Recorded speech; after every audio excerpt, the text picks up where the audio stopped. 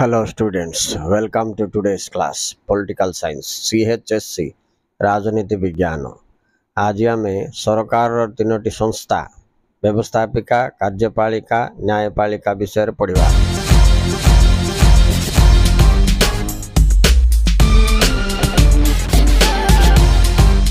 व्यवस्थापिका legislature, this is the most important organ of the government। सरकार एक मुख्य अंग जार मुख्य काम है आईन प्रस्तुत करवा। So the main function of legislature is to make law, right.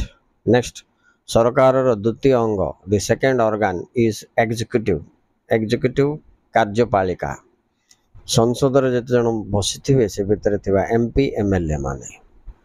सही परी सरकार आउ गोटे मुख्य अंग है न्यायपालिका judiciary. The main task of the judiciary is to protect the law made by legislature।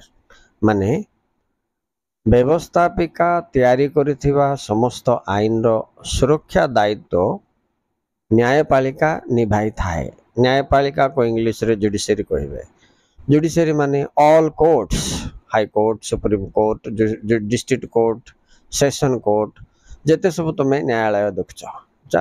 आमर इंडिया रो न्यायालय स्टेट लेवल रे सेंट्रल लेवल रे अछि एवं एहा निरपेक्ष इंडिपेंडेंट एंड इम्पार्शियल जुडिशरी बोलबे,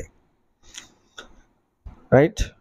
तापरे व्यवस्थापिका भी सेंट्रल और स्टेट बोले केंद्र सरकार रो और राज्य सरकार रो भिन्न भिन्न थाए। तेणु ता कहबे सेंट्रल लेजिस्लेचर बा यूनियन लेजिस्लेचर आ गुठेला स्टेट लेजिस्लेचर। हमर यूनियन लेजिस्लेचर होची पार्लियामेंट बोले केंद्र सरकार व्यवस्थापिका को पार्लियामेंट कहबे माने संसद।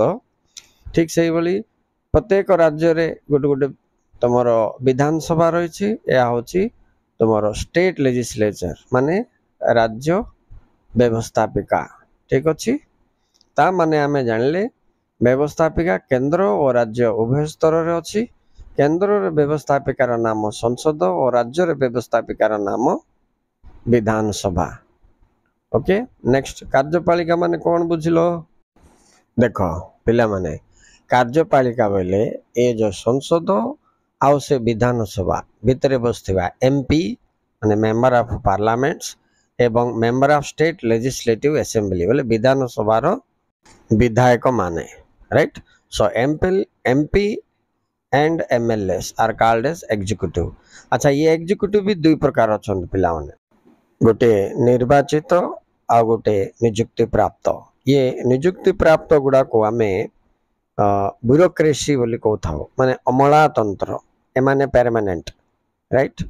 आउ पॉलिटिकल एग्जीक्यूटिव जो माने राजनीति रो एक आसन माने निर्वाचित कार्यपालिका उभय मिलिमिशि सरकार परिचालना करंती।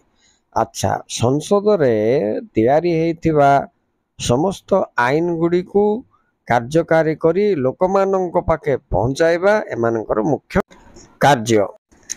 सही परी न्यायपालिका सुप्रीम कोर्ट ठो आरंभ करके हाई कोर्ट, तापरे तमरा आसला जिला कोर्ट, सेशन कोर्ट, ये समस्त व्यवस्था को स्तरीकृत भाव रे छोटरू बड़ पर्यंत सजा जाइछि। आमर न्यायपालिका संपूर्ण भावे स्वतंत्र और निरपेक्ष। कहीं ना भारत रे संघीय व्यवस्था जो प्रचलित अच्छी, केंद्र और राज्य सरकार मध्य सुसंपर्क विवाद हेले यार सुसमाधान पाई एभली न्यायपालिका व्यवस्था करा जायछि।